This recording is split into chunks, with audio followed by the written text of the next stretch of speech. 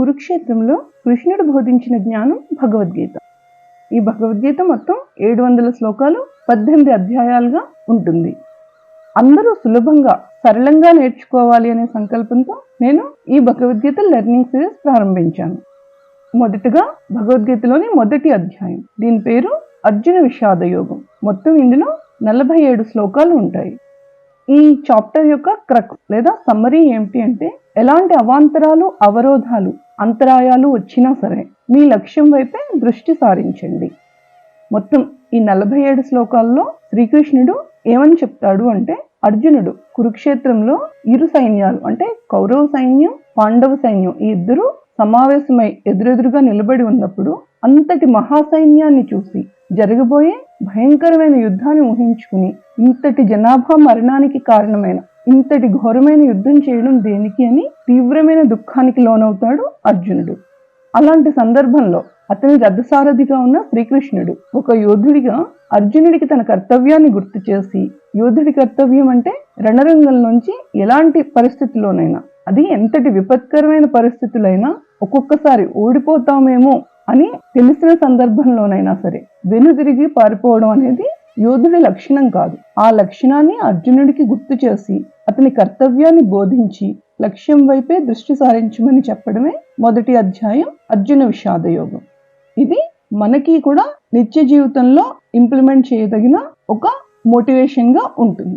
ఇంకా పద్మపురాణంలో చెప్పిన ప్రకారం అయితే మొదటి అధ్యాయం పారాయణ లేదా శ్రవణం యొక్క ఫలితము ఏమిటంటే పూర్వజన్మ స్మృతి.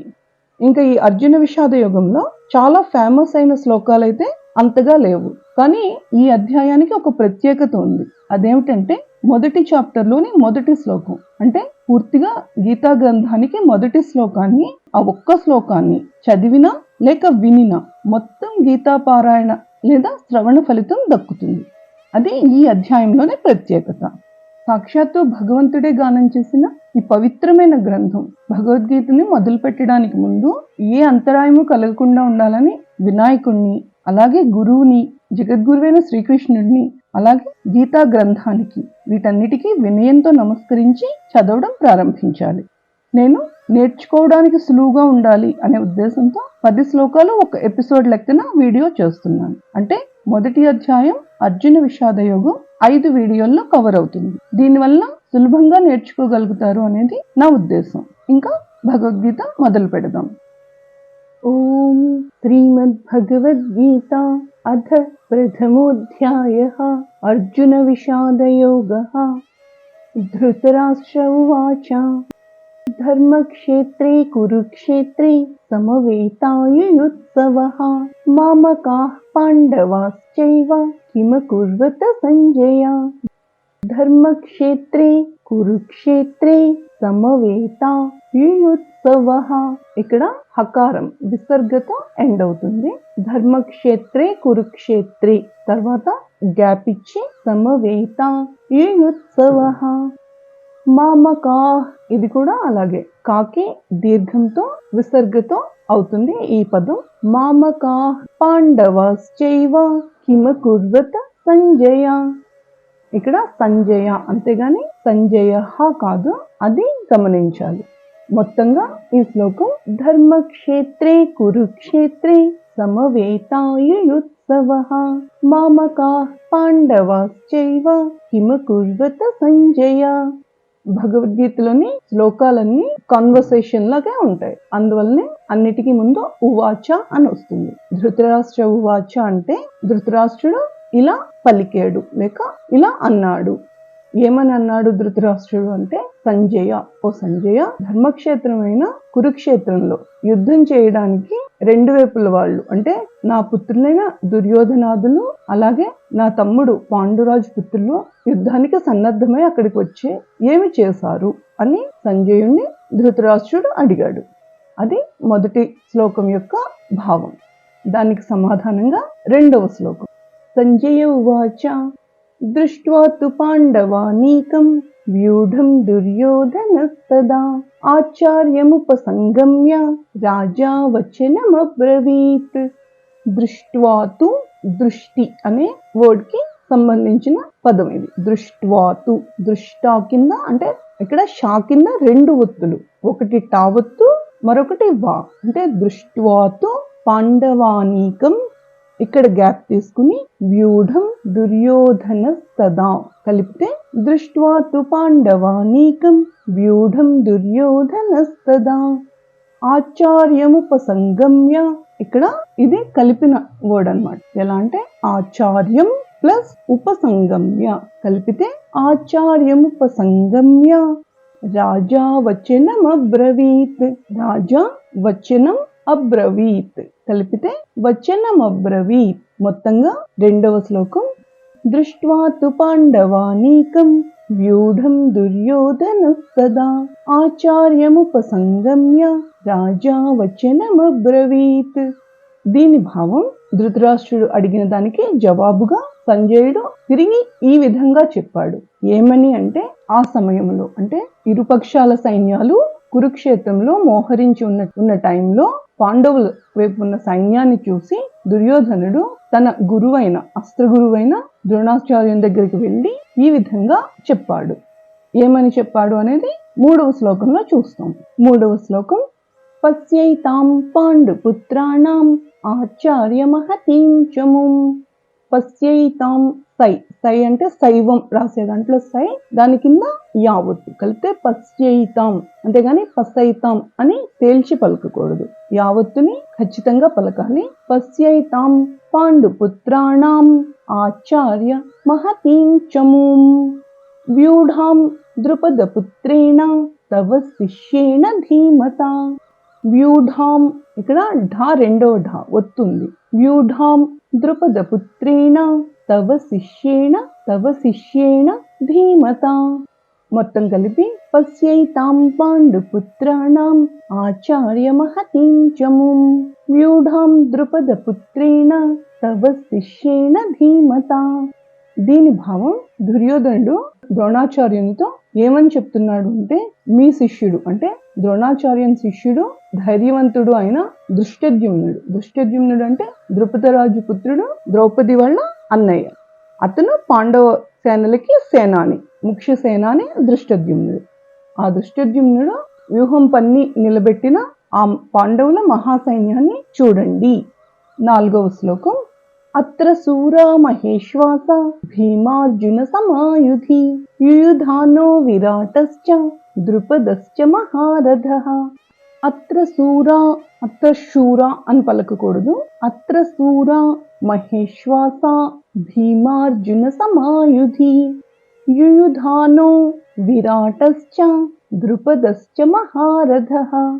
దీని భావం, ఈ పాండవ సేనలో చాలా ధైర్య సాహసాలు ఉన్నవాళ్ళు, శూరులు, శౌర్యులు, అస్త్ర విద్యా నిపుణులు, భీమార్జునులతో సమానమైన వీరులు ఎంతో మంది ఉన్నారు. వాళ్ళందరినీ నేను ముందున పేరు పేరున చెప్తున్నాను. వారెవరంటే మహారథులైన సాత్యకి, విరాటుడు, ద్రుపద మహారాజు, ఇంకా మిగిలిన వారి కంటిన్యూషన్ పేర్లు నెక్స్ట్ శ్లోకాల్లో ఉంటాయి.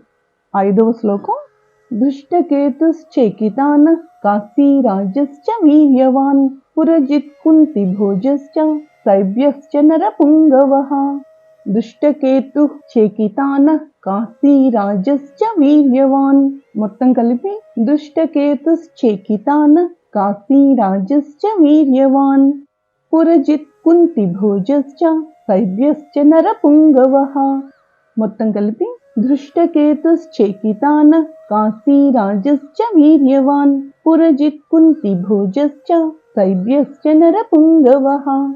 భీమార్జునులతో సమానులైన వీర్లు పాండవ పక్షంలో ఎవరెవరు అంటే దృష్టకేతువు, చేకితానుడు, మహాబలవంతుడైన కాశీరాజు, పురజిత్తు, కుంతిభోజుడు, నరులలోనే శ్రేష్ఠుడైన సైభ్యుడు.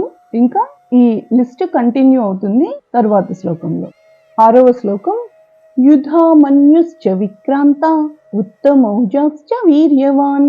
యుధామన్యుశ్చ ఒత్తుంది ఇక్కడ ధాకి, యుధామన్యుశ్చ, అంతేగాని యుధామన్యుశ్చ అని తేల్చి చదవకూడదు. యుధామన్యుశ్చ విక్రాంత ఉత్తమౌజశ్చ వీర్యవాన్. నకారంతో ఎండ్ అవుతుంది, నా విసర్గతో. వీర్యవాన్. సౌభద్రో ద్రౌపదేయాశ్చ సర్వ ఏవ మహారథాః. సౌభద్రో అక్కడ కూడా భాకి వస్తుంది, సౌభద్రో అని తేల్చకూడదు. సౌభద్రో ద్రౌపదేయాశ్చ సర్వ ఏవ మహారథా. మొత్తం కలిపి 6వ శ్లోకం.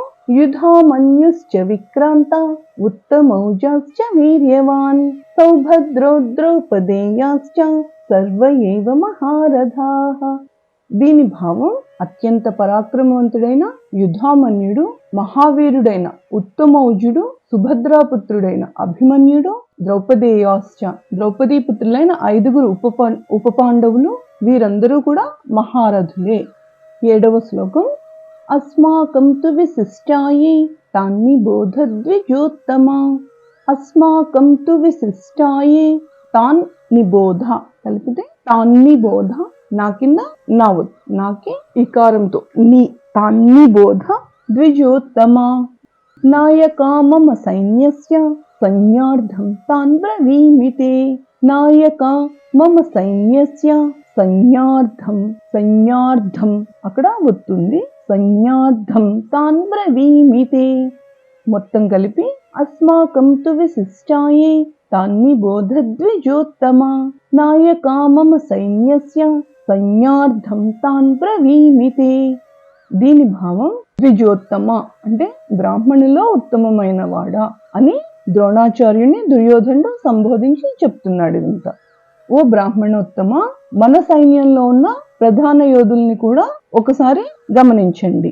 మీకు ఒకసారి తెలియజేయడానికి మన సేనా నాయకుల గురించి చెప్తున్నాను అని ఇంతవరకు పాండవ సైన్యం గురించి చెప్పిన దుర్యోధనుడు ఇప్పుడు కౌరవ వీరుల గురించి చెప్పడం మొదలు పెట్టాడు. 8వ శ్లోకం. భవాన్ భీష్మశ్చ కర్ణశ్చ కృపశ్చ సమితింజయః అశ్వత్థామా వికర్ణశ్చ సౌమదత్తిస్తథైవ చ. భవాన్ ఇక్కడ కూడా బాకి వస్తుంది.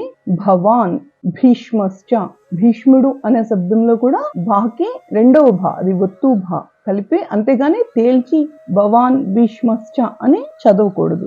భవాన్ భీష్మశ్చ కర్ణశ్చ కృపశ్చ సమితింజయః అశ్వత్థామా వికర్ణశ్చ సౌమదత్తిస్తథైవ చ.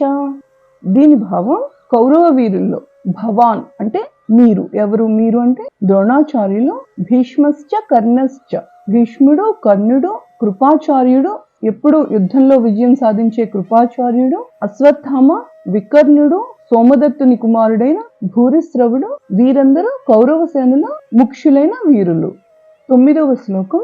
అన్యే చ బహవః శూరా మదర్థే త్యక్త జీవితాః నానా శస్త్ర ప్రహరణాః సర్వే యుద్ధ విశారదాః.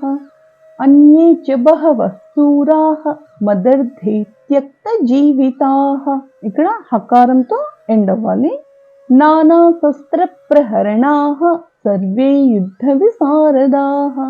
మొత్తం కలిపి అన్యే చ బహవః శూరా మదర్థే త్యక్త జీవితాః నానా శస్త్ర ప్రహరణాః సర్వే యుద్ధ విశారదాః.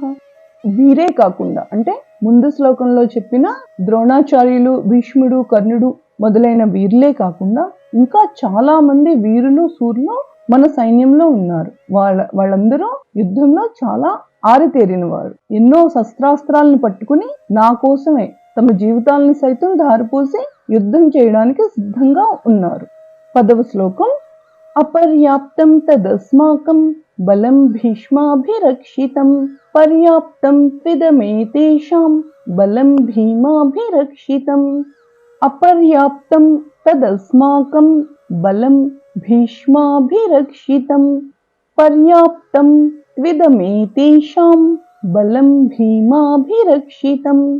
మొత్తం కలిపి అపర్యాప్తం తదస్మాకం బలం భీష్మాభిరక్షితం పర్యాప్తం త్విదమేతేషాం బలం భీమాభిరక్షితం.